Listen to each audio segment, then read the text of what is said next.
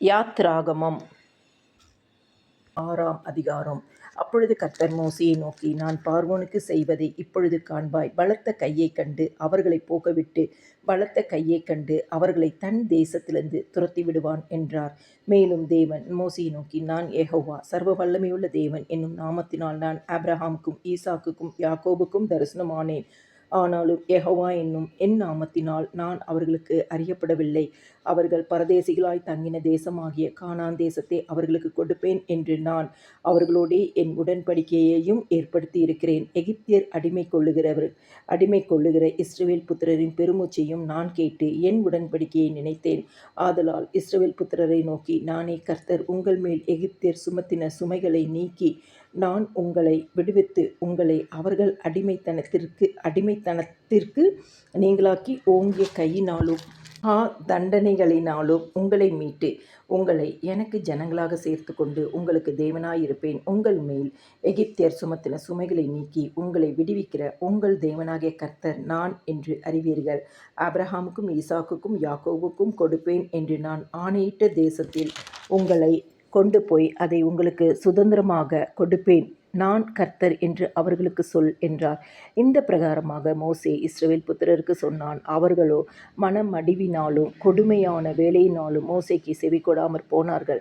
பின்பு கர்த்தர் மோசேயை நோக்கி, நீ எகிப்தின் ராஜாவாகிய பார்வோனிடத்தில் போய் அவன் தன் தேசத்திலிருந்து இஸ்ரவேல் புத்திரரை போக விடும்படி அவனோடு பேசு என்றார்.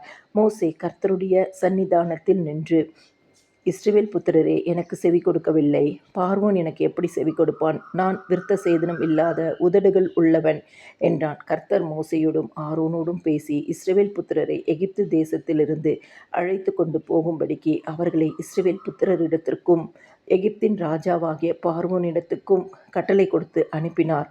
அவர்களுடைய பிதாக்கள் வீட்டாரின் தலைவர் யார் என்றால், இஸ்ரவேலுக்கு முதல் பிறந்தவனாகிய ரூபனுடைய குமாரர் ஆனோக்கு, பல்லு, எஸ்ரோன், கர்மி இவர்கள் ரூபனுடைய வம்சங்களின் தலைவர். சிமியோன் குமாரர் எமுவேல், யாமின், ஓஹாத், யாகின், சோகார், கானானிய ஸ்திரீயின் குமாரனாகிய சவுல். சிமியோனுடைய வம்சங்களின் தலைவர் இவர்களே. உற்பத்தி கிரமப்படி பிறந்த லேவியின் குமாரருடைய நாமங்கள் ஆவன: கெர்சோன், கோகாத், மெராரி என்பவைகள். லேவி 137 வருஷம் உயிரோடு இருந்தான். அவர் வம்சங்களின்படி பிறந்த கெர்சோனின் குமாரர் லிப்னி, சீமேயி என்பவர்கள். கோகாத்தின் குமாரர் அம்ராம், இத்சேயார், எப்ரோன், ஊசியேல் என்பவர்கள். கோகாத் 133 வருஷம் உயிரோடு இருந்தான்.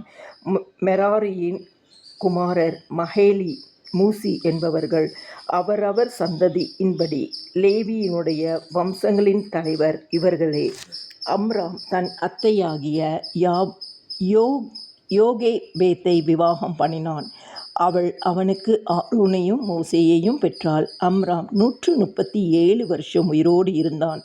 இத்சேயாரின் குமாரர் கோராகு, நெப்பேக், சித்ரி என்பவர்கள். ஊசியேலின் குமாரர் மீசவேல், எல்சாபான், சித்ரி என்பவர்கள். ஆரோன் அமினதாபின் குமாரத்தியும் நகசோனின் சகோதரியுமாகிய எலிசாபாலை விவாகம் பண்ணினான். இவள் அவனுக்கு நாதாபையும் அபியூவையும் எலெயாசரையும் இத்மாரையும் இத்தாமரையும் பெற்றாள். கோராகின் குமாரர் ஆசீர், எல்கனா, அபியாசாப் என்பவர்கள். கோராகியரின் வம்சத்தலைவர் இவர்களே. ஆரோனின் குமாரனாகிய எலியாசார் பூத்தியேலுடைய குமாரத்திகளில் ஒருத்தியை விவாகம் பண்ணினான். அவள் அவனுக்கு பினகாசை பெற்றாள்.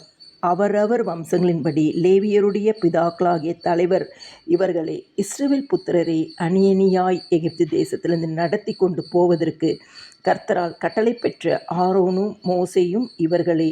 இஸ்ரவேல் புத்திரரை எகிப்திலிருந்து நடத்தி கொண்டு போவதற்கு எகிப்தின் ராஜாவாகிய பார்வோனோடே பேசின மோசேயும் ஆரோனும் இவர்களே.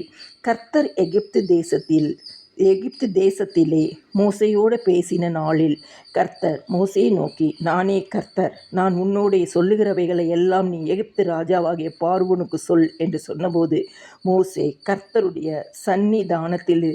சன்னிதானத்தில் நான் விருத்த சேதனம் இல்லாத உதடுகள் உள்ளவன், பார்வோன் எனக்கு எப்படி செவி கொடுப்பான் என்றான்.